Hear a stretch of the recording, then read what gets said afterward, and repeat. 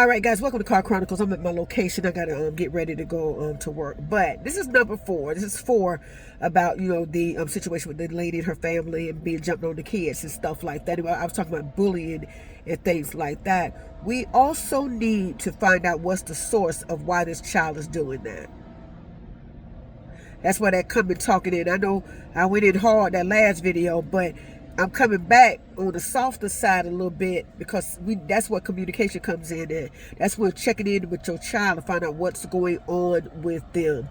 You can't assume everything is all right. And even the children that don't never get in trouble, but they good. They still need you as equally as the one that's acting up. Because sometimes the one that act up all the time, they get all the attention, and then and then you don't get that much attention to the one that seems like they got it together, but they still need you equally. I know you're gonna be all right. No, you need to still check with everybody. You got 4 children, check with all 4 of them on an equal basis. Some might need a little bit more attention and stuff like that. I get that, you know what I'm saying, but you got to check on everybody equally, you know what I mean? But on the softer side, we still need to have some communication, and that's where it comes in, because a lot of the stuff and bullying stuff can be stopped in the very beginning, but the child must have a safe place to talk to you at.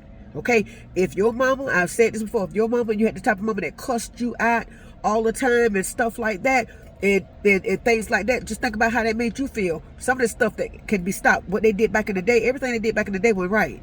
I'm gonna tell you that right now. Some of that old school is good, but some of that old school is not so good. Okay, so you ask God to lead and guide you, because He'll lead and guide you on how to raise your kids. But I'm telling you that right now, they gotta be able to come and talk to you. Ain't nobody gonna talk to nobody with your fist balled up like you gonna hit them. You are not a safe place. I'm gonna call a thing.